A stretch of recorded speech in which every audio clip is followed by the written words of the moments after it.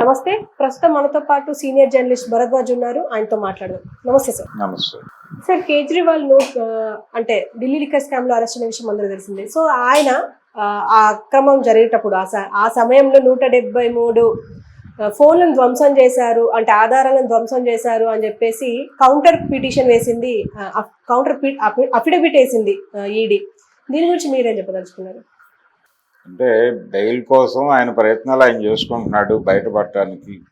అయితే ఆయన బయటకు వస్తే సాక్ష్యాధారాలు తారుమారు చేసే ప్రమాదం ఉంది అనేది ఈడీ ఆర్గ్యూ చేస్తోంది. కవిత బెయిల్ పిటిషన్లో కూడా అదే మాట్లాడారు వాళ్ళు. దాదాపుగా బయటకు వస్తే వీళ్ళు సాక్ష్యాధారాలు తారుమారు చేసేటువంటి అవకాశం ఉంది, సాక్షుల్ని ప్రలోభపెట్టు భయపెట్టు వాళ్ళని కంట్రోల్లోకి తీసుకునేటువంటి ప్రమాదం కూడా ఉంది అనేది వాళ్ళు జనరల్గా చేసే ఆరోపణే. అందులో భాగంగానే అంటే గతంలోనే వీళ్ళు సాక్ష్యాధారాలు లేకుండా చేయడానికి రకరకాల ప్రయత్నాలు చేశారు. ఆ ప్రయత్నాల్లో భాగంగా 173 ఫోన్లని ధ్వంసం చేశారు. అంటే ఫోన్ టాక్ చేసినటువంటి సంభాషణలు ఇంకో చోట ఎక్కడో రికార్డ్ అయి ఉంటాయి, దాని అవతల వైపు ఎండ్ ఏమిటి అనేది తెలియకుండా ఉండటం కోసం దాన్ని ధ్వంసం చేసేయటం అనేది జరుగుతుంది మామూలుగానే. ఒక క్రైమ్ జరిగినప్పుడు తన దగ్గర ఉన్నటువంటి ఇదేదైతే ఉందో ఫోను లేకపోతే మరొకటో దాన్ని ధ్వంసం చేయటం ద్వారా కొంతవరకు మాకు సంబంధం లేదని చెప్పుకోవడానికి ఒక అవకాశం ఉంటుంది. ఆ మేరకు 173 ఫోన్లు పైన ఆయన ధ్వంసం చేశారు. అంటే ఫోన్లు ధ్వంసం చేయటం కాదు, దాన్ని తాలూకా డీటెయిల్స్ ఏవి లేకుండా చేశారు అనేది, అది సాక్ష్యంగా పనికిరాని పరిస్థితి కల్పించాడు అనేది ప్రధానమైనటువంటి ఆరోపణ ఆయన మీద వాళ్ళు చేసింది. అందుకని బెయిల్ ఇవ్వద్దు అనేది ఒకటి. రెండోది, ఇందులో వేరే ఇంటెన్షన్స్ ఏమీ లేవు అనేది కూడా వాళ్ళు అఫిడవిట్లో స్పష్టంగా చెప్పారు. ఏదో రాజకీయ ప్రయోజనాల కోసం అరెస్టులు జరిగినాయి అనేది తప్పు. స్ట్రైట్గా కేసు ఉంది, చాలా విజిబుల్గానే కేసు ఉంది. ఢిల్లీ లిక్కర్ గేట్ అనే కేసు ఉంది. అది అమలులోకి వచ్చిందా లేదా వీళ్ళు తీసుకున్న నిర్ణయం అనేది పక్కన పెట్టేస్తే ఆ యాక్టివిటీ అయితే నడిచింది. ఆ యాక్టివిటీలో చాలామందికి వీళ్ళు అవకాశాలు కల్పించే ప్రయత్నం చేశారు. అంటే వాళ్ళు ఏదైతే గేట్లు తెరిచారో ఢిల్లీ లిక్కర్ వ్యాపారంలోకి ప్రైవేటు శక్తుల్ని ఇన్వైట్ చేశారో ప్రభుత్వ వాటా తగ్గించుకునే క్రమంలో, దాన్ని తమ వైపు మళ్లించుకోవడానికి, ఆ వాటాలు కొనుగోలు చేయడానికి చాలామంది ప్రైవేటు వ్యక్తులు అయితే రకరకాల ప్రయత్నాలు చేశారు. దాంట్లో తెలుగు రాష్ట్రాలకు చెందిన వాళ్ళు కూడా చాలా ప్రముఖంగా ఉన్నారు. వాళ్ళ తరఫున ఏజెంట్గా కవిత గారు వ్యవహరించారు. ఆ సందర్భంగా ఆవిడ అకౌంట్లోకి చాలా డబ్బులు పంపైనాయి, 100 కోట్ల వరకు వెళ్ళినాయి అనేది ఆరోపణ. సో వీళ్ళందరి మీద ఆరోపణలు ఉండటానికి ఒక రీజన్ ఉంది, ఒక ప్రాపర్ కేసు ఎస్టాబ్లిష్ అయి ఉంది అక్కడ. కాబట్టి ఈయన్ని అరెస్ట్ చేయటం ద్వారా ఒక ప్రయోజనం కేంద్ర ప్రభుత్వానికి నెరవేరింది. మేము ఎవరినైనా సరే ఇబ్బంది పెట్టదలుచుకుంటే ఈ లెవెల్లో ఇబ్బంది పెట్టగలం, కాబట్టి మమ్మల్ని ఎవరు ఇబ్బంది పెట్టద్దు అని ఒక కాషన్ అయితే ఇతన్ని అరెస్ట్ చేయడం ద్వారా, కేజ్రీవాల్ని అరెస్ట్ చేయడం ద్వారా ప్రపంచానికి ఇచ్చారు. కేజ్రీవాల్ కూడా అంటే ఆయన ఆ రోజుల్లో కేంద్ర ప్రభుత్వంలో జరుగుతున్నటువంటి అవినీతి పాలనకు వ్యతిరేకంగా జరిగినటువంటి ఒక ఆందోళనలో నుంచి పుట్టిన పార్టీ ఆమ్ ఆద్మీ పార్టీ.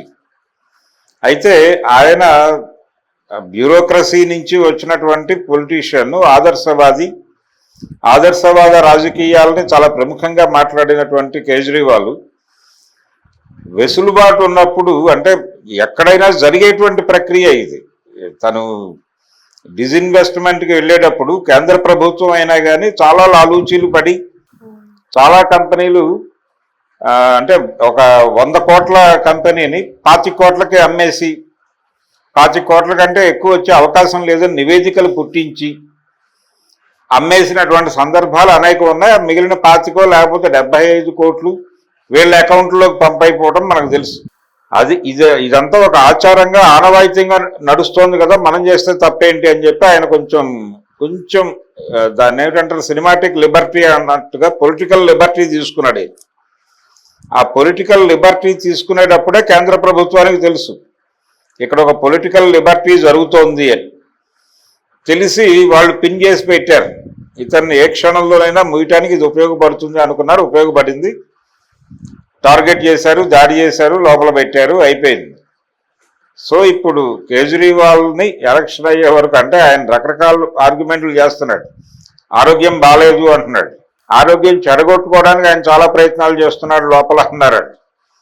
అంటే తినకూడనివి తింటున్నాడు, తాగకూడనివి తాగుతున్నాడు, తద్వారా ఆరోగ్యం చెడగొట్టుకుని కోర్టు ముందుకు రావాలని ప్రయత్నం చేస్తున్నాడు అని ఒక మాట ఈడీ అధికారులు మాట్లాడేశారు, అయిపోయింది. అలా అనారోగ్య కారణాలు చూపించి బయటపడాలనుకుంటున్నాడు. ఎన్నికల ప్రచారము, తన పార్టీని గెలిపించుకోవాల్సిన బాధ్యత అధ్యక్షుడిగా తన మీద ఉందనేది ఒకటి మోరల్ గ్రౌండ్స్ కింద బెయిల్ కోసం ట్రై చేస్తున్నాడు. ఇలా రకరకాల ప్రయత్నాలు చేస్తున్నాడు ఆయన. ఏ ప్రయత్నం వర్కౌట్ అయి బయటకు వస్తాడు అనేది ఒక సందేహం ఉంది. ఈ ప్రాసెస్లో మరొక్కసారి ఆయన్ని బోర్డు మీద నిలబెట్టి మళ్ళీ ప్రపంచానికి ఒక వార్నింగ్ ఎన్నికల ముంగిట ఇవ్వాలి అనేది ఉద్దేశంతో ఈడీ రోజుకొక విషయాన్ని కోర్టు దృష్టికి తీసుకొస్తోంది. అందులో భాగంగానే ఇప్పుడు ఈయన 173 ఫోన్లో 175 ఫోన్లో ధ్వంసం చేశాడు అనేది ఒకటి. దీంతో పాటు ఈయనకి చాలా సీరియస్గానే క్రైమ్తో సంబంధం ఉంది. అసలు ఆయనే డిజైనర్ కూడా.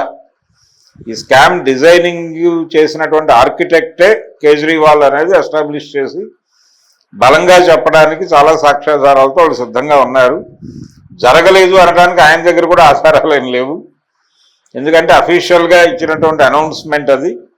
మిగిలిన యాక్టివిటీ ఈ అఫీషియల్ అనౌన్స్మెంట్ వెనకాల అన్అఫీషియల్గానే జరుగుతుంది. అది డెఫినెట్గా జరిగి ఉంటుందని అందరూ నమ్ముతున్నారు.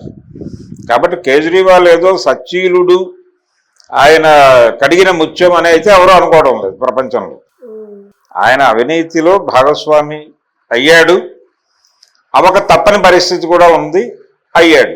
ఎవరైనా అంతే. ఇప్పుడు ప్రస్తుతం ఉన్నటువంటి రాజకీయ నాయకులు అందరూ కూడా లిబరలైజ్డ్ ఎకానమీలో వచ్చిన వెసులుబాట్లను వాడుకుని సొమ్ము చేసుకుంటున్నారు.